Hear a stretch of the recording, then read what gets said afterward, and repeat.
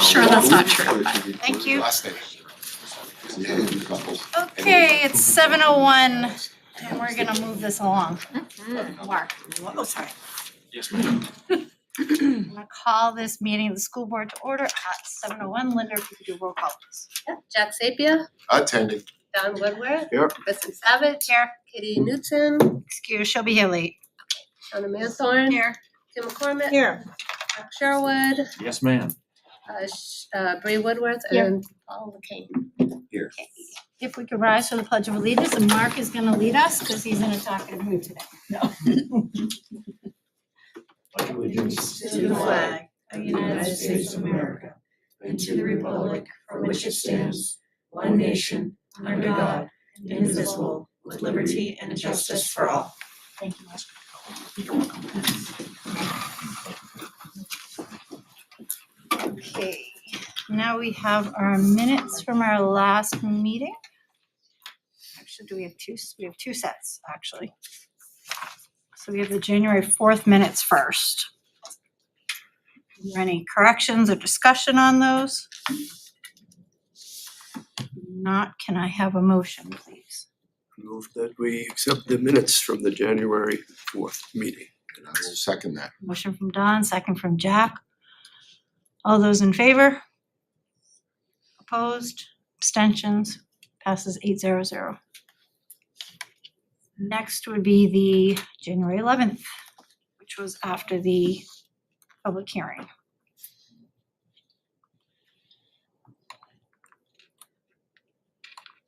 Make a motion to accept the January 11th meeting minutes. Second. Motion by Mark, second by Shauna. All those in favor? Opposed? Abstaining? 800 passes. Thank you. Do we have any delegates and individuals tonight? No, we do not. We do not. So can I have a motion to move that? To the end of the meeting, so. Thank you, Bree. Can I have a second? Second. Second by Shauna. All those in favor? Opposed? Abstentions? Passes 800. That brings us to Armand, our student rep. You're on. Great to be here. We're just about halfway through the school year, so really awesome. So for Sandown Central, their PTA and families are looking forward to the second annual paint afternoon at the Ed Garvey Rec Center this Saturday, the 20th. Sandown North is approaching the end of their first series of after-school enrichment clubs. Students participated in art club, drama club, and jazz club. The drama club ended their sessions with a performance for Sandown North families last night. Sandown North is proud of the students who participated in this wonderful performance, and they're looking forward to another series soon. Ski club is well underway at Sandown North for their 3rd, 4th, and 5th grade students. These students participate weekly on Friday afternoons throughout the month of January. There is a huge number of students participating. Congratulations to Isabella Vacarezza, whose artwork will represent the cover of the Sandown North yearbook this year. A thank you goes out to all of the students who submitted their artwork for the yearbook cover contest. A big thank you goes out to the Danville staff for donating so much food to the Lions Club during their Food Drive Friday on Friday, January 5th. Families in need will receive some much needed support this winter. Danville's winter concert was held last night at the PAC Center. Their band, chorus, and string students all did a very nice job at the performance. A big thank you goes out to Danville staff for getting them ready and for the parents and guardians for supporting them. Atkinson Academy had their winter concert on January 9th. This concert also featured the hard work of the Academy band, chorus, and string students. Pollard had an exciting spelling bee last Friday with their 4th and 5th graders. The winning word was fascinated. Pollard was so proud of the participants. The winners were, in 1st place, Landon Chaput, 2nd place, Addie Harris, and 3rd place, Judah Shanahan. Pollard's PTA has been busy providing opportunities, such as popcorn days for students and preparing for the Pasta for Penguins event. The Pollard's winter concert, including strings band, chorus, and show choir, was postponed due to weather on Tuesday, so it's being held this evening, the 18th. If you're not able to attend, there is a recording, and that can be found on Vimeo. Middle school students will finish up semester 1 on Monday, the 22nd. They're excited to be enrolled in new unified arts classes for semester 2. There are many after-school clubs and activities happening, and students can take the late bus home if needed on Tuesday, Wednesday, and Thursdays to access these clubs and activities at the middle school. 8th graders met with high school counselors to start the transition process to high school. They'll be involved in course selection for the next year in the next coming weeks. There's going to be a milkman show tomorrow at 7 o'clock in the PAC. Fun Festival, which is a student council sponsored event, will be held the 27th in the high school cafeteria from 10 to 3. At this event, there will be many fun activities and games. There will be a sheet going home with elementary students containing additional information. The team has a meet January 31st. Students, please reach out to Mrs. Mascioli at the high school if you're interested in joining. And then this was a little bit ago, but I wanted to take the time to congratulate Soha Shaw and Isabella Sierra as they're this year's Hobie winners at the high school. This award recognizes outstanding leadership and is given through an application process, which is followed up by a round of interviews. These students will have the opportunity to attend the Hobie Leadership Conference this summer. So again, congratulations to these students. And to conclude, there will be no school for students Friday, January 26th, as it is a district-wide professional development day. Thank you. Thank you very much. And can I request that Armand leave? Because I think he has some midterms that he needs to focus on, if I everybody's do. okay with that. Yes. It's an important week. Yeah, so I am gonna depart to go study. Please do. Good luck on your midterm. Thank you for Thank coming. you. Good Halfway luck. done, halfway to go. Yes, halfway. Which one's doing anyway? Yep, he needs to go. Math, English, orchestra, science. Math and English, orchestra, science. So tomorrow will be interesting, math and English. Great pairing. You don't want to hang out with us. No. Yes, you will. I would, I really do. Good luck. Good luck, Arma. Thank you. We'll see you in a couple weeks. Yes, have a nice night. You too. Good luck. Enjoy next Friday off. Yes. Okay, our next order of business is to move on to policies. Who's presenting? I can do that. You have 3 policies that are just coming out of the policy committee. They're here just simply for first read. Most, if not all of them, are recommended. And there's some pretty insignificant any language changes that are in there. A pretty quick work through policy committee. I had a comment Go right ahead. on page 2 of EHB when it actually starts not being scratched out. So it just says superintendent shall maintain and shall develop and maintain, and then it says parentheses A, and then later there's parentheses 2. I was just wondering if we were going A and B or 1 and 2. What page are you on, Bree? Page 2 of Got it. EHB. Yeah, I see it.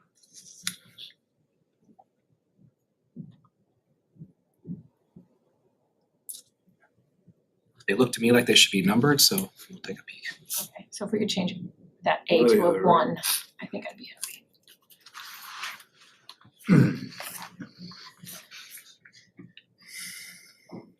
This is just 2 procedures. Just for the record, we're looking at policy EHB, data records retention and destruction, EHAB, data governance and security, and KD, school district social media websites. Are there any other comments or thoughts on these? Not, can I have a motion to accept them for first read, please? So moved. I'll have As a- amended. As amended. Thank you, Brett. As corrected. Okay, so I'll take that motion from Jack and second from Shauna. All those in favor? Opposed? Abstentions? Passes 800. Next is special education budget transfers. We have 2 of them.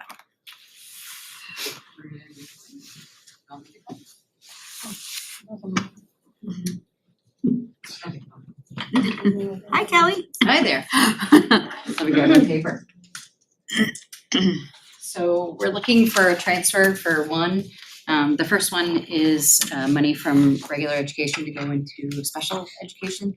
We have a staff member that was in regular education, moved over to cover for an unanticipated special educator out. So the other funding for the other position comes from our long-term sub line. The regular ed position that was moved over. So that's what the 38,000 is, just to move that money over to pay for the special educator that was in a regular ed position. Real fast question, the duties and responsibilities for the regular educator who moved over, Same thing. They both have duties, they both have different things. so this is additional responsibility, so they did not leave their regular. They did. So they were in a position, they vacated that position to move over to special ed. In the position they vacated, is that being backfilled or It is, redundant? yep, it Okay, was filled, okay. yep. It was just being paid through long-term sub, Okay, yeah, so ah, that's. you did say yeah. that, now Yes. the pieces are Yep, clicking, so the thank you. funding, trust me, I had to have Fran explain it to me like 5 times. So yeah, it's just really shifting the money to go over Into the proper budget line for. to the proper budget For the role line, that and they're it causes less confusion than the other way, I think. There we go. Does it? It doesn't for So me, but I'm like, not 'cause the I'm like- numbers. Yeah, I mean, they left their position as a long-term sub in regular ed to go to. So it wasn't a long-term sub. no. it was Let me a see if I regular understand this. It was a full-time regular position. educator who was also duly qualified to be a special educator, moved over to the special educator position. That regular educator position is now open, but a substitute is filling that? No, that's. So we have a special educator that went on a leave. Okay. They are holding that position and they still have time off and they will go on FMLA, which we still have to pay. So that is that position. Then we have a regular teacher that is moving to cover the function of that position, but she also is attached to one position. Okay. So we're moving that position to special education to cover for the duties of that one. And then the responsibilities of the regular education position, because we need someone to cover As a that. long-term. We're using long-term sub money to cover. So when the person that's in special education that's out comes back, will this person that's gone over transfer back over? Back over, They- So yeah. we are, okay, So so, just using yeah, long-term sub money to cover for the, no, that for makes, the. yep, that makes sense then, that's why, okay. And we can't find special educators. And so the fact that we had somebody that was, Duly licensed, certified, and willing to take on that to role. do it, and then I don't know somebody on whoever the that is, other but thank side them. that Yes. also was certified to go into that Great. long-term position, which is, something that's. Challenging. Mhm. Creative as well. And then the other one is about the money to cover the MOU for the special educators that are now covering, because we are down a significant amount of special educators, so they have picked up other duties. So this is the money that are coming from positions that will cover the cost of that MOU. So do they need to be 2 separate motions, Kristen? Yeah, thanks. Okay. So Are there any questions on the second budget transfer? Go ahead, Shauna. So I will make a motion to accept those budget transfers in the amounts and accounts specified in the CFO BA's budget transfer request dated January 18th, 2024 of the amount $38,267.69. Second. All those in favor? Opposed, abstentions, passes 800.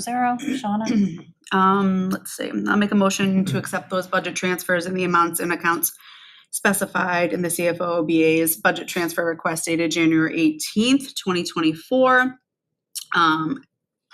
Let's see.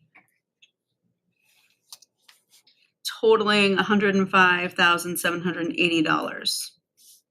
Is that okay, Maria? Second by Bree. Motion by Shauna, all those in favor? Opposed, abstaining, motion passes 800. I'm going to skip ahead in our agenda. I'm going to take the personnel report. There's a third There's budget. There's- Oh, I'm there's one more sorry. transfer. There's another one There for, is. Special services budget transfer, student. For student Okay. services. all right, let's, We're gonna go to the personnel report and then real, come back to real that. quick, okay? So if we can just hop over to that, so, sorry, Fran, sorry. It's okay, You could have all stayed. Family issue. Chair, is it? Hi. So in front of you, you have the personnel report. Do you have any questions? We were finally able to hire an interventionist at the middle school, which is great. And we have a lot, the retirements that were submitted prior to January 1st, professional retirements listed as well.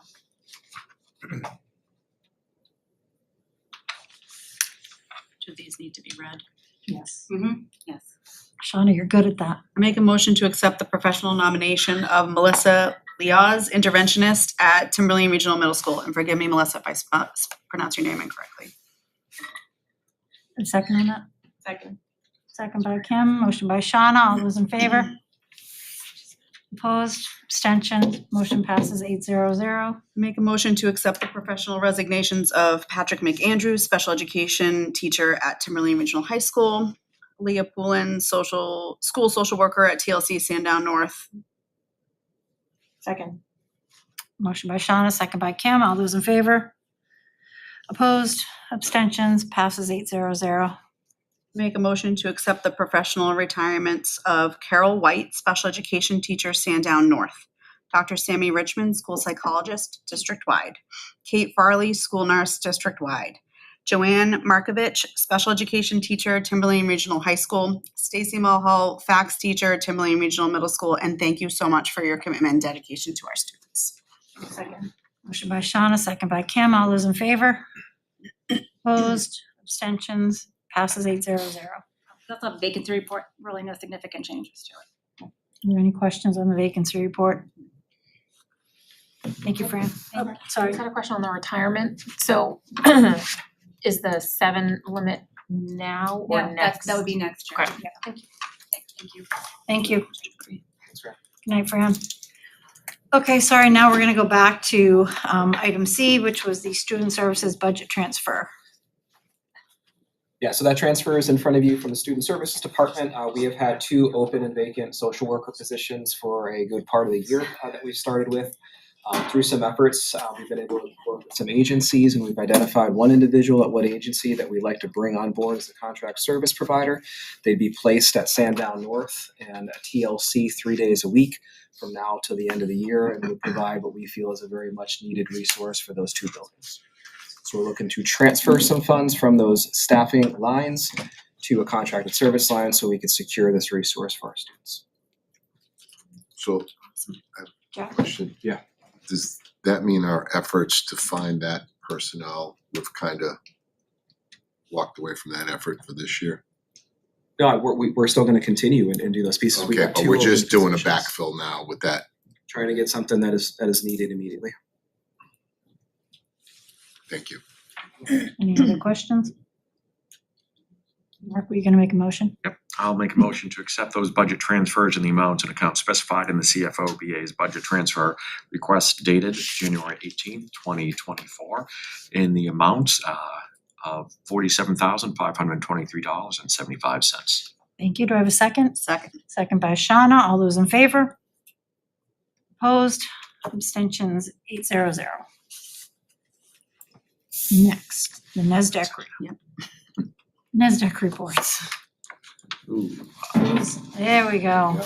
Are we getting any charts and graphs? I've been waiting for this all week. Love a good graph by Mark. I don't know if the graph is there or the chart is there. We can have a recess. So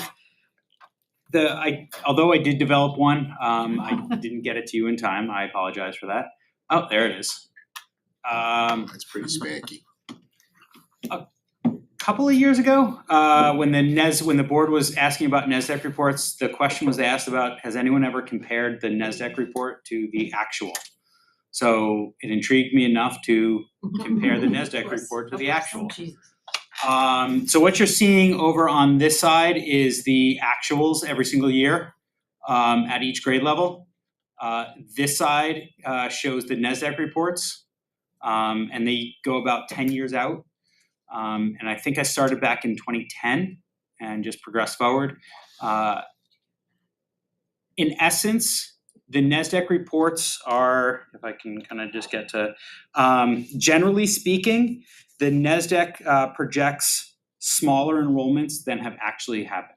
So, or conversely, the district has had higher enrollments than what NASDAQ has reported to us, generally speaking. There's some blips here and there, but that's the general overall trend.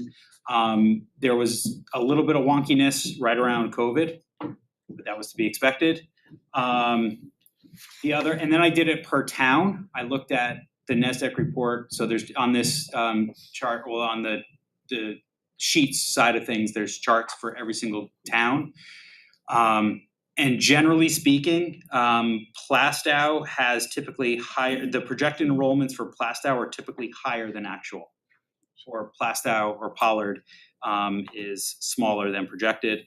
And then the NASDAQ report, I don't know if you've read those NASDAQ reports, but they say right in the beginning that there's going to be errors.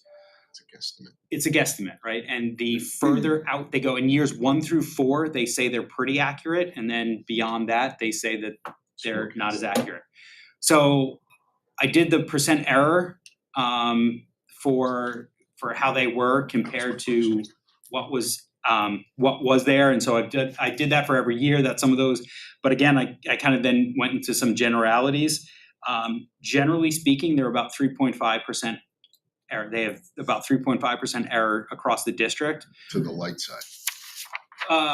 Generally speaking, yes. Sandown was a little bit of an anomaly where it was about 12.5% error. And the 3 other towns, Atkinson is 8.4, Danville 7.1, and Plastow is 4.6. With Sandown going approximately 12% faster than the projection. Yeah, so the projection is generally smaller. Yep. And Sandown typically had more people We actual. exceeded expectations that we had. So does that mean you could take these reports and we're trying to make plans and kind of plan on that 3% average? Yeah, I mean, you could play with the numbers all day. I do forecasting all day, Yeah. so I get these are guesstimates, but So, I mean, the way that I see these reports being used at the secondary level is much different than the reports at the elementary. And if I truly divided those 2 ways, because at the secondary level, like, you have room. When you run your schedules, unless there's a huge blip, like year to year, you can absorb a lot easier than an elementary. But you would also think that those are a lot more definable because you have kids coming up from you kind of already know what you have coming up. Yeah, and that's what those color, like the chart on the left as you look at it, that's the cohorts tracked. So you can kind of track the cohorts over time. So, but yes, to that point, you know what's coming up. But you can also, even if all of a sudden, 10 new families moved in with 2 kids per family, 20 kids moved into the high school, you can absorb that fairly well because they're not all going to necessarily be taking the same class. Versus if 10 new families moved in Sandown, it's going to be a lot harder to absorb that. So like looking at the NASDAQ reports year to year, yeah, you might use those differently at elementary than you would at the high school or at the secondary level. Also, if you're looking at overall trend to say like what is happening, you could look at it and say, is our district really getting smaller at the rate at which NASDAQ is reporting? And I would say no. I mean, the numbers are going down, but I don't think they're necessarily going down at the same rate at which NASDAQ is reporting, if that makes sense. But I will say that, like, if you took a look at it 10 years ago, and they picked, like, say, the high school, and they said that you'll be under 1,000 most likely this year or around this time, they're going to be correct about that. The exact number, not, but the trends, I think, that's the value of this, is that you can see what's predictable based on the demographics being consistent. Correct. If something changes, all right. Yeah, correct. It's just like, I mean, they predicted that our district is going to get smaller. Right. Our district has gotten smaller. It's so it's not like it's not like the NESDEC reports are entirely wrong. It's just, it was kind of a thought experiment on my part of when that question was posed is how accurate are they? They're fairly accurate. And generally speaking, they're fairly accurate. It's just, there's places where I just saw that, they kind of predicted that our enrollments would be smaller than actual. Our actuals are slightly larger than what they would predict. There's a real value to that though, at least in my opinion, right?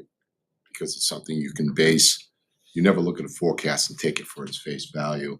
And then you try and, you always go back and say, okay, how much was they off, or how much is a specific thing gonna grow year over year, and you add in a guesstimate at best. So yeah, the trends are good, but I think that was a worthwhile exercise, seeing if they're consistently off by a certain percent. So we have a little bit more data to base decisions on. So yeah, great job. Thank you. I think the other part for this group is to recognize is that this is the narrative for Timberlane, and it's not necessarily the narrative for the state of New Hampshire. So as the DOE puts out its numbers, and the narrative across the state is districts continue to lose students, what NESDEC is telling us is that that's not going to be the case here in Timberlane over the next 10 years. We are going to be gaining students, and over the course they're predicting 100. So it's good to keep that narrative in mind specifically for these regions, because sometimes New Hampshire communities don't fit the state narrative or what's happening kind of statewide, and to really have those conversations publicly that people may hear a whole lot of declining student enrollment, but we've got actual numbers that we can look at and point to, and we've got a projection that says things are kind of steadying and leveling off, and if anything, potentially increasing over the next decade.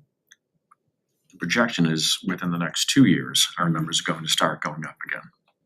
Correct. Page 5, yeah. And not astronomically and not blowing the charts off of things, but it's counter to the narrative that Counter the trend. Correct. And I think to Mark's point, when you're looking at the elementary schools, you have 2 or 3 kids in one grade level, that changes a lot for what we're looking at. So it's important to see that too. I predict they will be continue the trend of being inaccurate with Sandown, with the construction and the new construction that will be going in.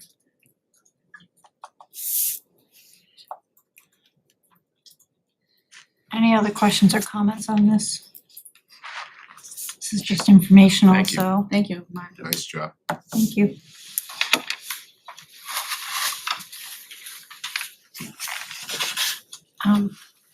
Mark, that graph that was put up there, that hasn't been sent to us. I can Can make we- sure it gets to you. Thank you. Just I'd like to be able to, I couldn't really see it behind me, so. All right, next is Sandy on the 2023 state assessment data. I'm gonna relocate to the presentation table, so.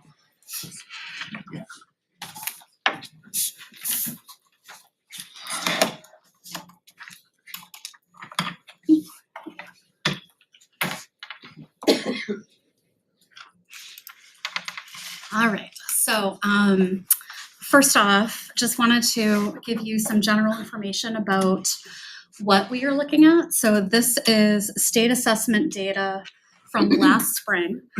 So we'll be looking at SAT results for the high school, which is grade 11 only, and also state assessment results for grades 3 through 8. Those are the grades that the state assesses in both mathematics, English language arts, for all of those grades, and then science, we'll be seeing grades 5, 8, and 11, which are, again, those are the grades that are selected by the state. So this is last year's results. Again, just general overview of what we're looking at. Some background on how this data is used. All of this data has been pulled from the New Hampshire Department of Education iPlatform and iReport website. So this is official data that was released in December by the Department of Ed. We assess students in the spring. Students get a raw score on the assessments. From those raw scores, the state determines different proficiency levels. So they set cut scores. So there's a range at each grade level of what a score of 1 would be, 2, 3, and 4. So those cut scores are set by the state. Sometimes they fluctuate a little bit from where students are placed in June. So parents may receive results and parent reports that they have access to on a parent portal. Their child may be listed as a 3, which is considered proficient. Once the state takes this data and there's some manipulation that the state does to it, cut scores may differ slightly from the assessment platform. And so if students are on the cusp of different proficiency levels, sometimes we do see fluctuations in percentages. Additionally, want to talk a little bit about participation and how that factors into our performance. So because we as a district and our schools receive federal funding from the federal Department of Ed, which we do through federal grants, we are required by law to meet a minimum level of participation. So that's 95% of students are required to participate in the state assessment. There is also a law that allows parents to exempt their children or their child from participation in the state assessment. So we have this requirement to meet that threshold. Parents have the right to exempt their children. We always inform parents of their right. If they reach out to schools, we try to have conversations about why the assessments are administered, whether or not it's a good fit for their child, and if a parent wants to opt their child out, we follow through on that. We've worked really hard as a district to increase our participation rates. If we went back to 2018, our rates were significantly below the 95% threshold in most schools. What that impact is on us as a district, I gave you an example here, but if as a school or a district, the example I gave you is if we had a participation rate of 92%. When the state takes that data, right, and they do their calculations, they would take the difference between the 95% minimum requirement and the actual rate, which is the 3% differential. 3% of our scores would be factored as zeros in our accountability data. So those rates do have a real impact on the data that we receive. And that's for the purpose of accountability. So as I said, it's been a goal of our district to really increase awareness of the impact of participation on our achievement data. We've worked really hard to be consistent in how we're having conversations with families. We want to honor their requests and families know what's right for their child, but also make sure that there is that community awareness. So moving on to general overview. Did you have a question? I do, either by percentage or by number. How many parents reach out to us and want their kids exempt for this? Because it really does skew the numbers. It varies Zero's a from big year to number. year. So what I'm showing you right now is last year's participation. If I went back even, I'd say 4 years pre-COVID, Okay. our numbers were probably in the mid to high 80s in many of our schools. This is district-wide participation. So again, you can see that for language arts and math, we met that threshold. Science, we fell slightly short. So that, again, that 92 differential, it's 3% of our scores for science would have been factored as zeros. During COVID, because of a lot of students were remote, we had hybrid models. When we came out of COVID in 21, the state waived for the entire district, all districts across the state. They did not count participation. They went back to factoring it in 22. So we, again, just want to make everyone aware of that. We're doing much better than we were.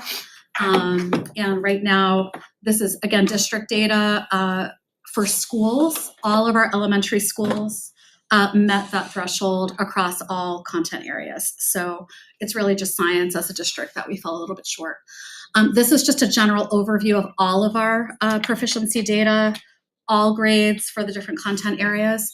So you can look at the percentages. We exceeded the state averages this past spring. For English language arts and mathematics, the state sets targets for those two content areas. They do not set a target for science. I'm not sure why that is. But you can see the targets do not necessarily reflect the state average, but they're what the state has set for those content areas. So again, we fell short of the targets. We slightly exceeded the state average. And then moving on, just some highlights. So what you're seeing, language arts, this is data going back to 2021, which is the first year coming out of COVID. We are in the maroon. The state average is reflected in gray. This is trying to show both proficiency rates. So again, scores of 3 and 4 are considered proficient for all content areas. While we might have fallen, short of the state average in one year, we're slightly above. We're also tracking our rate of improvement and rate of growth as compared to the state average. And so trying to highlight and show for you here that over the past 2 years, 3 years of testing, but back since 21, we've seen an increase of 5 points in our percentages in English language arts of improvement, whereas the state has remained flat. So that's English language arts. This is the same slide and data set, but for mathematics. So again, we underperformed the state average in 2021 and 2022. We slightly overperformed and exceeded the state average in math this past spring. But if you look at our rate of improvement and growth, we saw an improvement from 21 of 12 percentage points, right, in students that were proficient, as compared to an increase of 4 in the state average across the state for all districts. This is science. So again, from 21 to 23, we saw an 8 percentage point improvement in proficiency, whereas the state average remained flat. So going to go through a series of slides. The data sets will remain consistent. We're going to first look at English language arts. So we did look at the high level district overview. This is showing you our grade level averages of students that tested at levels of 3 or 4 proficient as compared to the state average for those grade levels. So as you'll see, in many grade levels, we are exceeding. In others, we fell slightly short. As an average for our district average, again, we were slightly over the state average for district scores. This slide, I'm glad Mr. Pedersen kind of talked about the color coding of cohorts. So this is a slide we maintain and we bring to you every year. This goes back a little bit farther than what I've been showing you, the 2021. 2017, you'll see at the top, it says SBAC. Back in 2017, the state assessment was called the Smarter Balanced Assessment. It was a different test. In 2018, they began implementing the New Hampshire state assessment system. So this slide shows you can look back laterally across a grade. So if we look at, I'm just randomly choosing 8th grade. If you go across that row for 8th grade, you can look at as far back as 2017, different students coming through 8th grade every year, how our proficiency and percent proficient rate has tracked for the past several years. You can also follow through the color coding cohorts of students. So same group of students and their proficiency levels year to year. So it allows you to look at it through those 2 lenses. The final column on the right there that has all the different colors, that in parentheses, that plus or minus is compared to the cohort's performance in the year prior, right? So for 8th grade, it's looking at, they were 50% proficient this past spring. When they were in 7th grade, that group of students tested at 48% proficient. The year prior in 21, they were 45. So it's really just looking at annually from 22 to 23, how did we do as cohorts? But of course, we're also looking at our proficiency at each grade level. So we're looking at both of them. But just to give you information about how to interpret this. So this slide, just for context, we've been asked when I've come to the board and also when we meet with our building leaders, our teachers, we've had conversations about, well, how are we doing right at the state level? So I did pull state level across the entire district. We, this past year, were one of 189 school districts. That includes public charter schools. So not possible to really show that cleanly to you. This is admittedly a slightly random set of districts. However, not so random because we tried to focus on the South Central region of the state, districts that geographically surround us. So really from Concord south, around our area, a little bit east and west of us. Going out, I think the farthest east is probably Oyster River. We have Portsmouth as well, and then the farthest west is Ware. So this is 25 school districts, the state of New Hampshire average, and ourselves. The line across laterally that's red is our proficiency level. The color coding is if the bar is yellow, they are below or equivalent to our proficiency level for English language arts.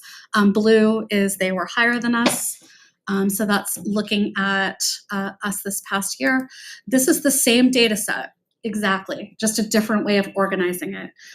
So this is obviously organizing the district, same data, but from lowest to highest. And color coding, I did not do the yellow, but anything to the left of us is lower or the same as, anything to the right is higher. It sort of just gives you a sense of kind of ranking where we fall amongst these districts with regard to language arts. Going to look at the same exact slides, but for math. So again, this is our grade level achievement, grades 3 through 11, as compared to the state.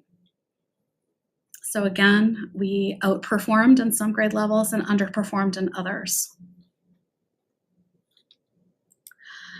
This is the cohort chart. So in mathematics, for most of our grades this past year, you can't track really cohorts for grade 11 because of the gap, right, in assessment years.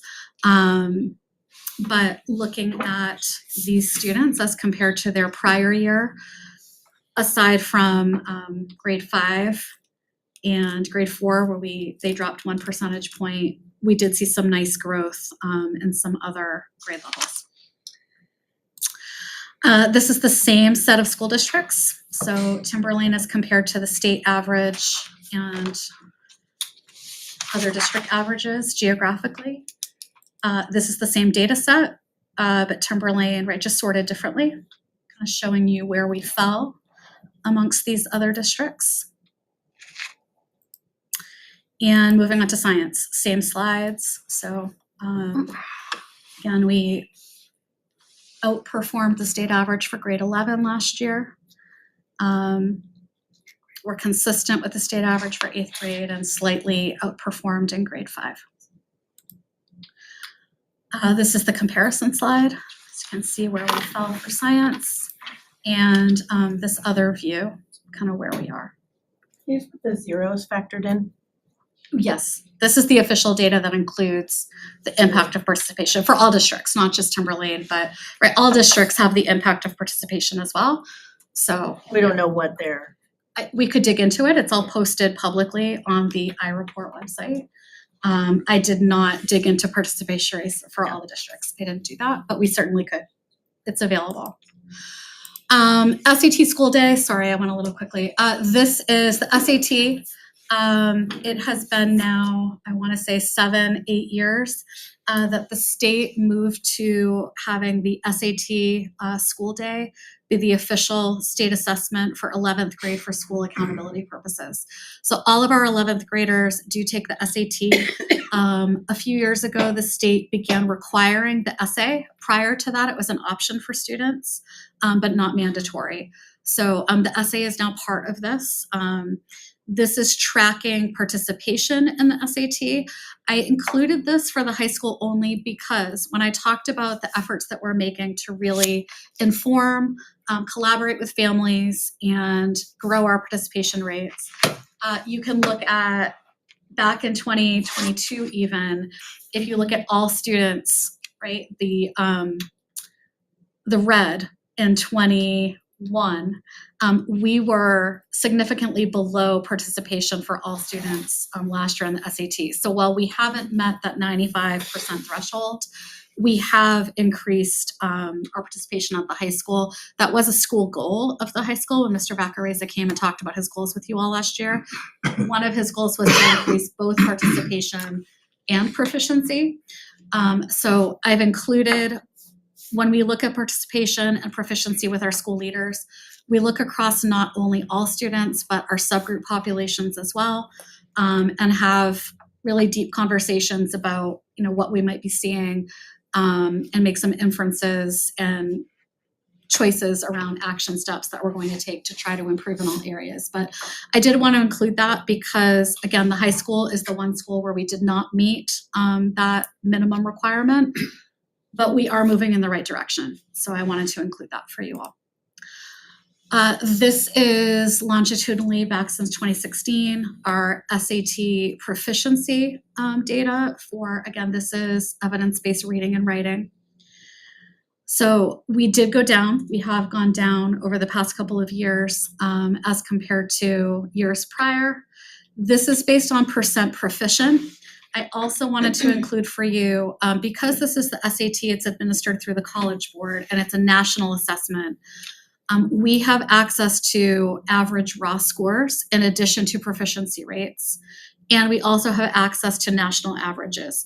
The national average for last spring has not yet been released. We didn't have that yet, but I did want to give you, going back to 2016, that overview, because something that we talk about right at the high school with families as well is when we look at our state assessment data, we're comparing ourselves against the state average. But when it comes to the SAT, which is still used by many colleges and university for admission, our students' scores are competing nationally and in some cases globally.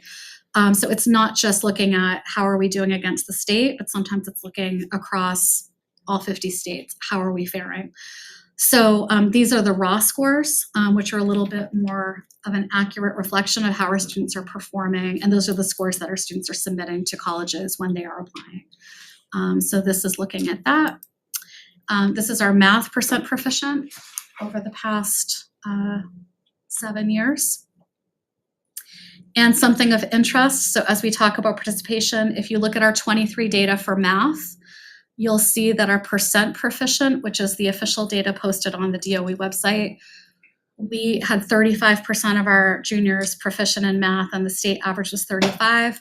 If we go to the next slide and look at our raw score average, our students actually averaged a higher raw score than the state average did for raw scores. So it's just a potential example of the impact of some of that participation. So I just wanted to point that out because we do look at both data sets so we can have a more accurate picture of how we're doing. So some key takeaways. Before I kind of talk about these, just want to talk about how we use this data. So we get access to this data in June. It's preliminary data. We get embargoed data in October through just a massive spreadsheet that we can start sorting through. Once we get that data, we start meeting with building leadership teams. And so we have done that. I've been joined by Mr. Pedersen and Mrs. Kanotis. Our special education leadership team as well at each level has been joining us. We've met with all of our school teams to dig into their school data. So we're looking at district data right now, but we have the same data sets for our schools. And so we look at grade level achievement, participation. We're looking at our subgroup performance and proficiency to have conversations about areas of concern, areas of celebration as well, because there are a lot of areas to celebrate, and to talk about, again, action planning of how we're going to share this data with our teachers, and more importantly, engage in some really collaborative work to look at the data, but then more importantly, increase our growth. So that has been happening. It will continue to happen, but that's ongoing work. Connected to some key takeaways. Just wanted to highlight that we're always striving to improve. These data sets by no means reflect that we think we're there, we've done it, this is the best we can get. Not by any means do we feel that way, but we're proud of the work that's happening. And just to go back and highlight, right, we've seen growth that is exceeding the growth at the state average, right? So that is something to celebrate, and we're hoping that we're going to continue on that trajectory. Our proficiency levels have grown, so we've minimized the impact of zeros on our scores and accountability scores. We're exceeding proficiency levels for all 3 content areas as compared to the state average. Going back to this data set, this is talking about that kind of growth in proficiency scores. This is not growth data, looking at a cohort because we do have access to that as well. This is just looking at increases in proficiency percentages. So again, looking at this kind of just alongside one another, we are growing at a faster rate in proficiency than the state average is growing. That is affirmed when we look at that set of 25 other districts in the state. Last year, we pulled that data. It was the first time we compared ourselves against that same set of districts. Looking at that data last year for English language arts, we were 11th out of 26. This past year, we were 10th. So we went up one place. In mathematics, we were 13th last year. We moved up to 9th out of 26 in that data set.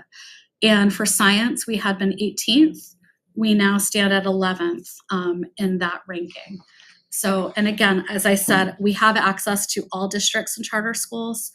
It's a massive amount of data, but this trend of increasing at a faster pace and moving up in placement is consistent across the entire data set if we were to look at our placement compared across the whole state.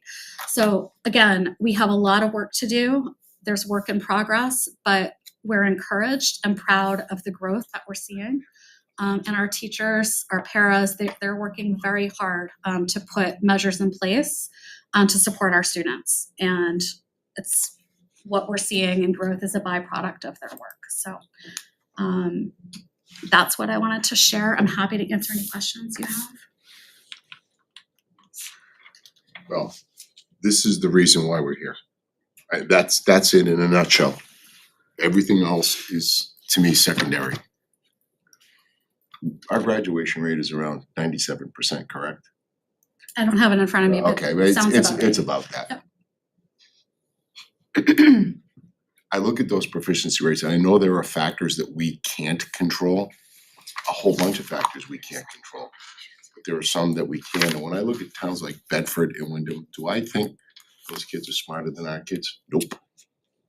So where is the difference? And we're making comparisons to the state average, but in some cases, it could be that those other towns or those other districts are declining and we're just kind of, right? I mean, there's more than one way to look at that. But I look at those proficiency rates, and Justin, I've shared this with you. This scares me as a district, as a state, as a nation, as to, am I to understand that when you look at math proficiency rates at 44%, then only 44% of the kids can actually do the work at that grade level? As measured by a single assessment that Yeah. is administered on a single day And I'd be the in a first. child's life, right? So I completely recognize and hear where you're coming from. Yeah. When we look at assessment data, the goal is to have a balanced assessment program that gives us information on student performance and proficiency skill level across multiple measures. That is not a one-shot, right, assessment where some students have exam anxiety. It's not unique to Timberlane, all students, right? It's a reality across the board. So when we're looking at student proficiency, this is one measure. It's an important measure. It's the measure by which we're measured for school improvement.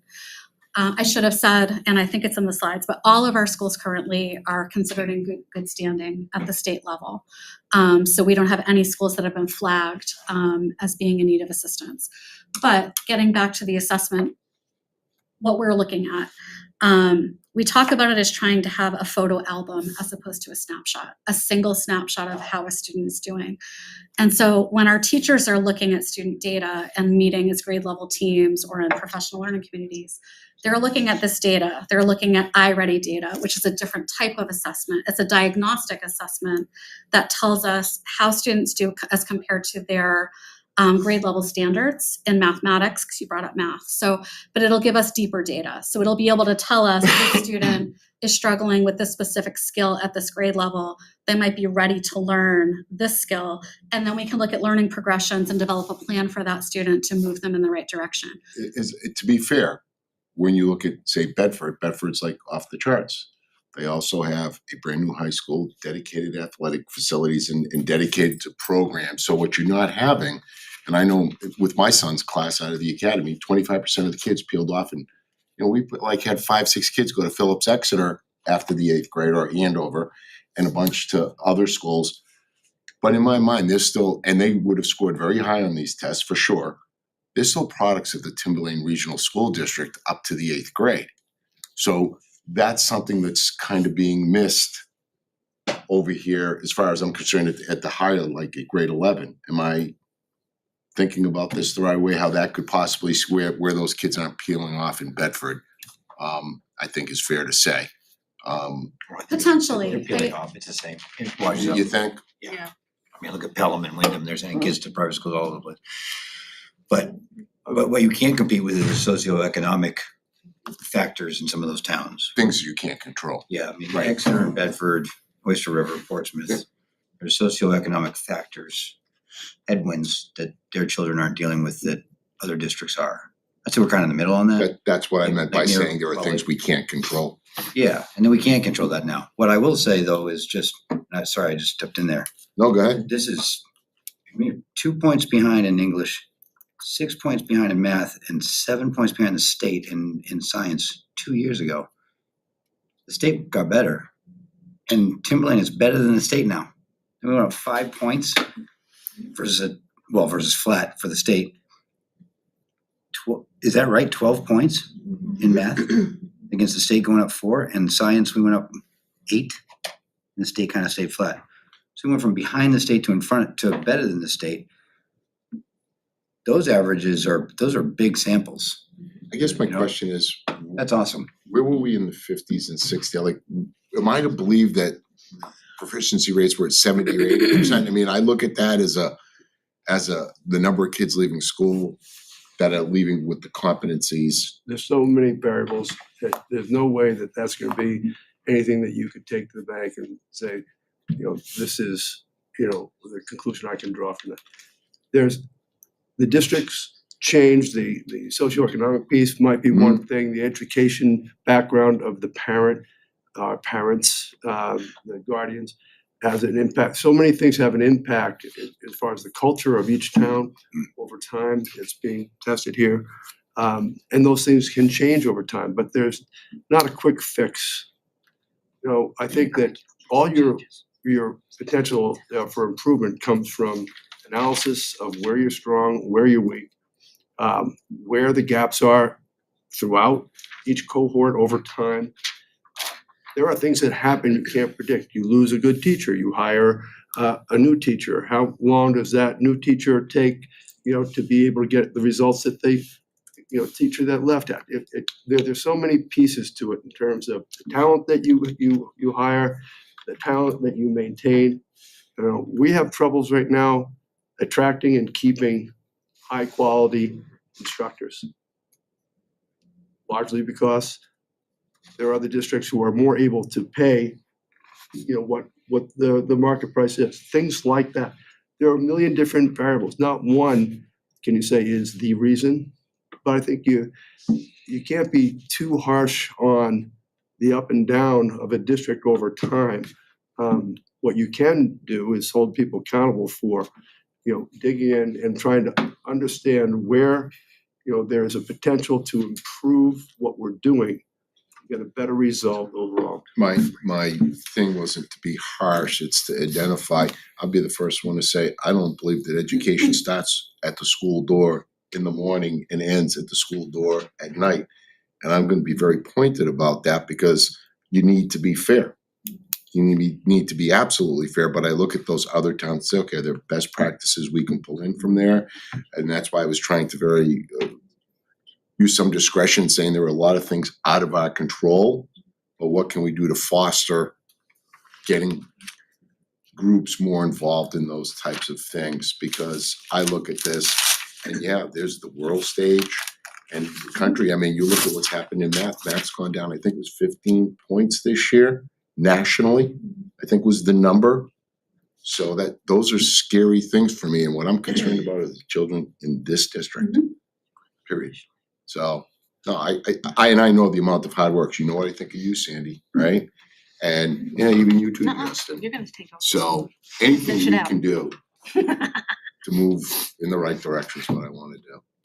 Well, it seems as though we are doing that in a lot of ways and methods and capacities, both qualitative and quantitative, right? I would say. Working on it, yes. My son loves to read his iReady report. His iReady report.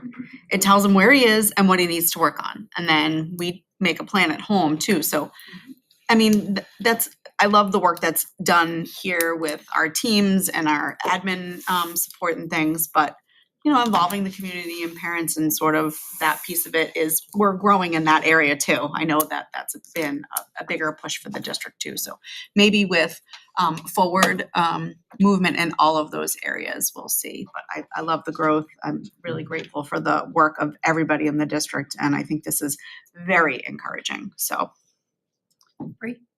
So I think looking at this data for me personally, you see, okay, COVID, right? Everything just kind of crashed down, and that's where those scary numbers come from. But what we're seeing is us increasing at a higher than national average rate or state average rate. And I think that's the important takeaway here, where yes, we got pushed down, but we're getting back up. And then to Sandy's point of one test, one day, one of my favorite quotes is, if you judge animals by how well they climb a tree, fish are gonna think they're idiots for their whole life, right? But it's just because they're being tested in the wrong facet, okay? And I think that kind of speaks to some of this low numbers that you're seeing. Yeah, one test is never gonna be able to capture a child's full potential, never will be able to. Good. That being said, unfortunately, when it comes to college admissions, when it comes to scholarships, the institutions are limited to the data points that they can compare one student after another. What I like here, and several years ago, I remember an acknowledgement that we were slipping and that there were some things that were happening that were not positive. And I know from being in some of the different committees with you and others that concrete steps were made to address both the large cohorts that we're dealing with, but also, and perhaps more importantly, the individual students that are impacted. And I think we're seeing the results of that now. The pendulum has swung in the other direction, and I can't applaud you and the teachers who actually do the heavy lifting. We all have students. There are students in every district that test poorly on that given day, and I understand why this one data point is unfair. The fact is, they're all under that exact same burden, yet we are doing something now to improve ourselves more than other districts who are also vested in their children. So thank you. Let's keep up the good work, and your efforts are appreciated. And one last thing, let me be clear, and I've seen it firsthand with my kids and the kids around my kids. This product puts out some superstars. They do. Kids that have excelled and do incredibly well in the game of life that I wouldn't trade with any other kid in any other district. So we do some great work, but you look at this with a broader brush if you sit here. And I wanted to acknowledge that, right? We're Yeah. always striving for Yeah. improvement. And we're not satisfied with where we are. The work continues. But we're encouraged. We're also mindful that 3 data points don't establish a trend, right? So again, we're cautiously optimistic, but working hard to address areas of need where we've identified them, and trying to celebrate areas of growth where we've also identified them. And in some cases, it's at individual schools and individual grade levels. And we're able to have conversations with leaders to say, this grade level team last year implemented this new practice. Right? Again, we don't know if their students' scores and performance was direct correlation to what they tried, but it's giving us some feedback to take pause and have questions about, could it have been a direct correlation, right? Is that it's ongoing work? And so we're cautiously optimistic, but also always striving to improve. Thank you, Sandy. Thank you. Appreciate it. Can you come back now? Okay, next order of business is the public hearing update. We got a better turnout than we did the year before of community participation. Just going over the budget committee's recommendations, Article 2, there were 7 for, 2 against. Article 3, 9 all for, 5, 9 all for, and 8 all for. 2 is the operating budget. 3 is the collective bargaining agreement. 5 is the capital reserve. What was the last one? 8. And 8 is the amendment to the CBA for technology staff. We voted Rathom as well. Justin, did you want to say anything to this? I mean, Nothing it for was- that evening. The deliberative session is February 8th. February the 8th. Snow day is 2 days later, correct? Snow day, I think, is the 9th. It's the 9th, the very next day. Okay, we'll Yes. be at the PAC. 7 p.m. That's really, did anybody want to say anything else about the hearing? I mean, Maria and Justin did a nice job. She answered a lot of questions, and I think she still wasn't feeling good. yeah, Maria did a really good job. Yay, Maria.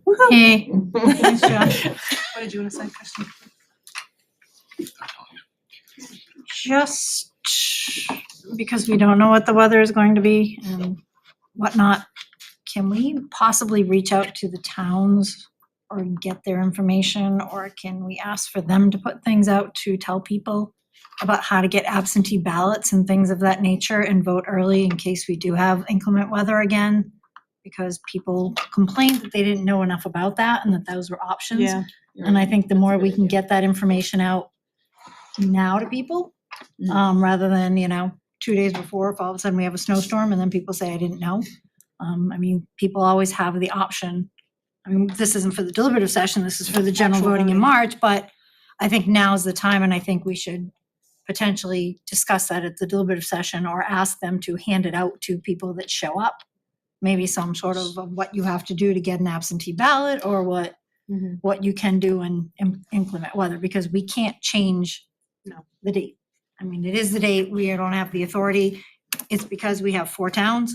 People have to understand that. We're the district, we have to move forward.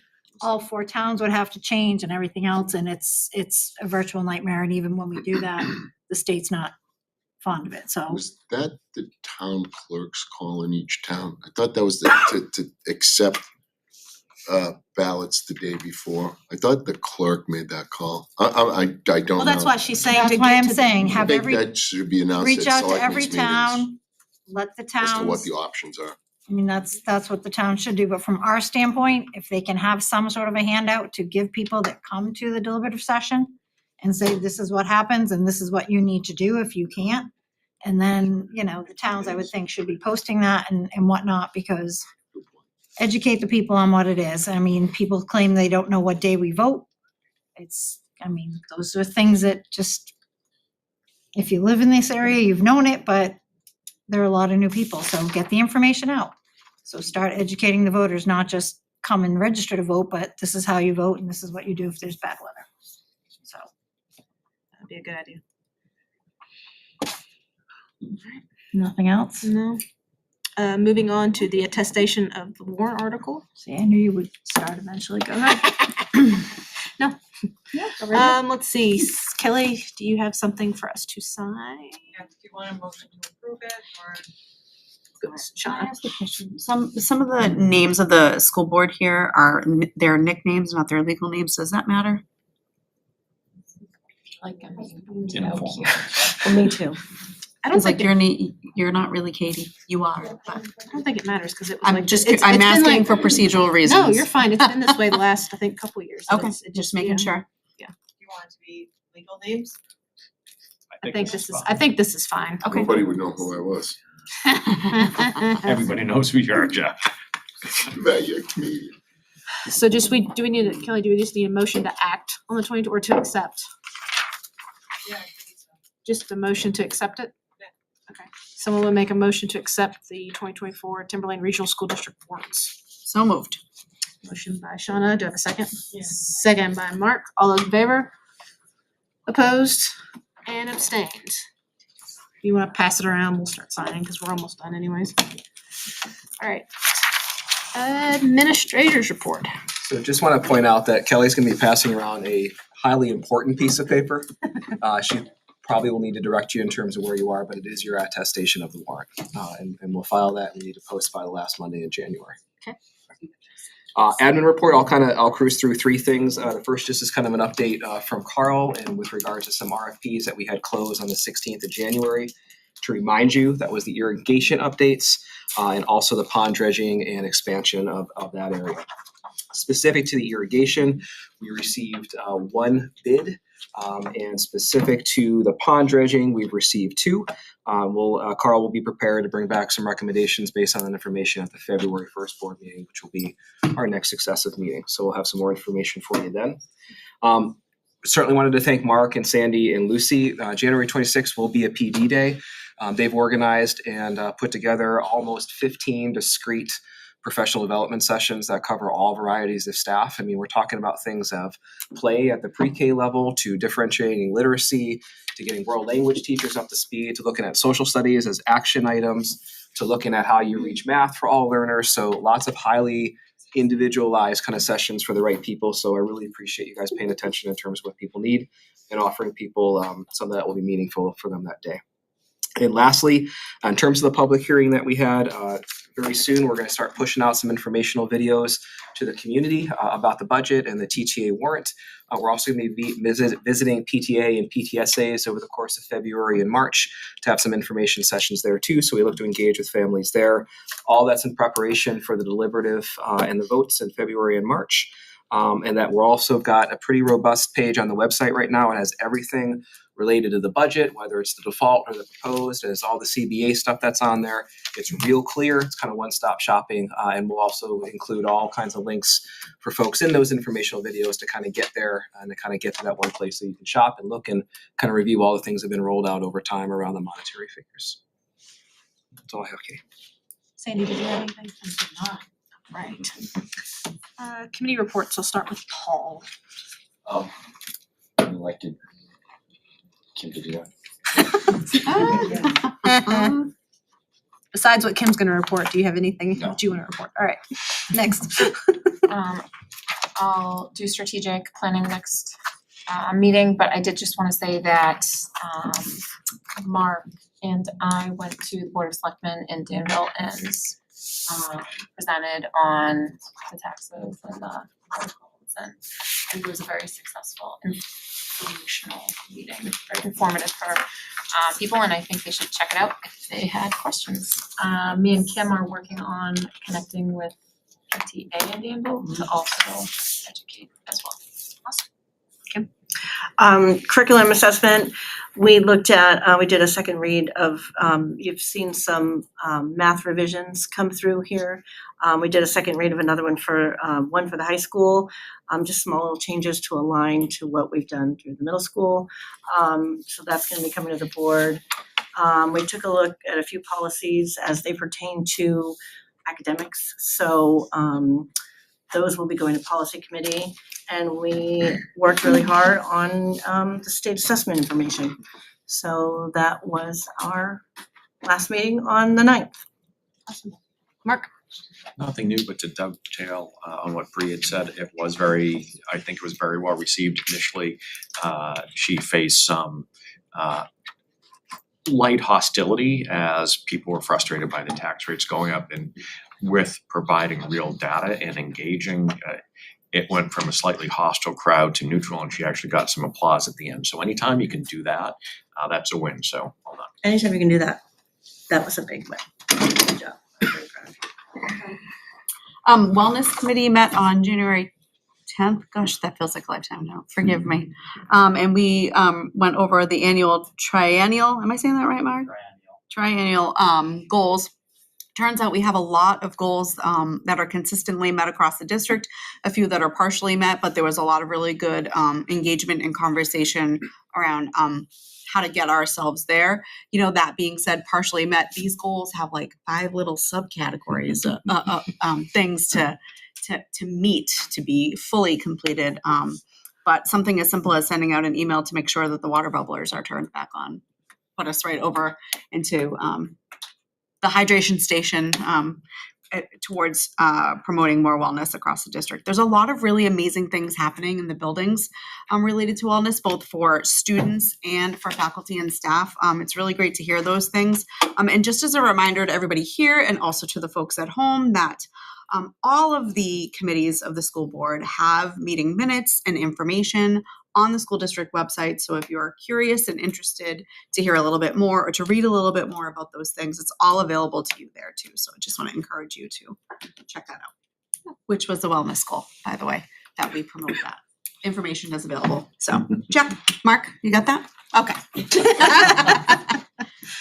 Safety committee met and we had some good stuff that we're continuing to talk about and kind of work through some things. Hopefully be able to report on some of that stuff soon.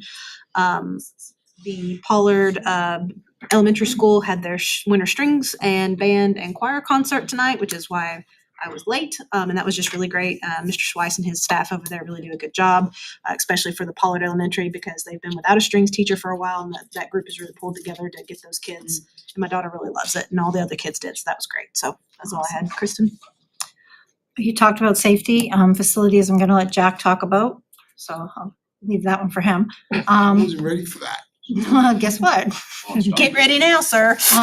Jesus. Not really a committee report, but I do wanna say that the Run of the Savages, which is an event that spun out of Pollard, is going on its 12th year, and that will be held on April 13th this year. So again, we have a lot of great staff, working on this. Alexis Vengren heads it. Kate DeRoche is very involved with it. This year you'll get to see the new Plasto ambulance, which has the Pollard Penguin on the side. It does. They will be there for first aid services if needed, which we've never needed in the past, but for a Band-Aid. So you're there as a safe measure. But again, there'll be a lot of advertising coming out about this. It's a great event. It goes to, all the proceeds go to Dana-Farber. And I don't know why I tell marketer, political call has to be calling me right now, annoying me, but again, April 13th and more information and hope to see a lot of people there. I just wanted to do a shout out, a thank you to the educators in the district for all the hard work that they do. Mr. Sapia. So I had an opportunity to meet with EEI and the architect out at Danville, because we were looking at maybe a different way, a more cost-effective way of dealing with those masonry walls, seeing that those were the ones that are most decrepit, for lack of a better term. So they're going back to Gale Associates to see if we can alter that original plan a little bit. My idea was kind of foo-foo, and that's okay. That's what makes the world go around. But one thing I did get to see and talk to them about, they said, you want to see the details and see the new window drawings. So those drawings are ready to go. They're recommending a Marvin window, which is kind of like the middle of the road, which is, very admirable. And then some of the panels that are going around the windows. But one of the things we talked about that I think is critical to let everyone know here is that the windows have got to be coordinated with the roof. Coincidentally, the roof is going on the high school this year. The one thing that I asked was, well, how do those windows get installed? So if we're ever going to do anything with the walls where that particle board is, that's going to have to be dealt with at the same time we install the windows. So they're coming back to us. I said, come up with a game plan for that. We discussed a couple different options, metal versus masonry. And so we'll be looking at that detail because really when you go to install the window, you got to do the walls at the same time.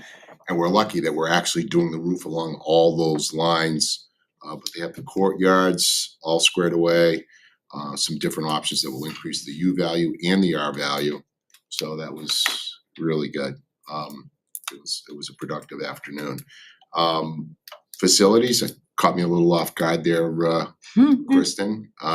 We basically went down the myriad of the laundry list of things that need to get done around here, and the list is long. And so it was well attended by all the administrators within the district.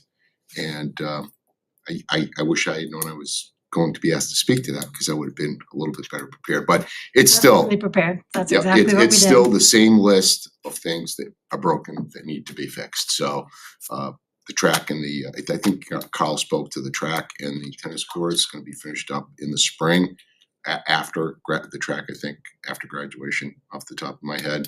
And there are a number of It has to be after graduation, Yeah, just there are- because the time it needs to cure and you can't have people going across it, so. I think what was it, like a 30-day curing period, and the track gets like 4 more applications on. I mean, the process there is actually incredible what they're doing.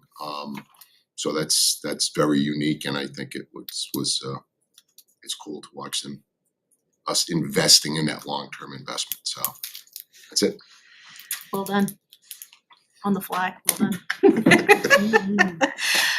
Just one other thing I wanted to talk about, and just Kristen mentioning the ambulance made me think about it, but Plastow Fire Department is really trying hard to incorporate more within the community. And so the ambulance has the Pollard Penguin, but their new ladder truck, which they're getting in May, actually, it's really cool because it's on the bucket part. It's got the high school's owl, and it says the owl's nest on it.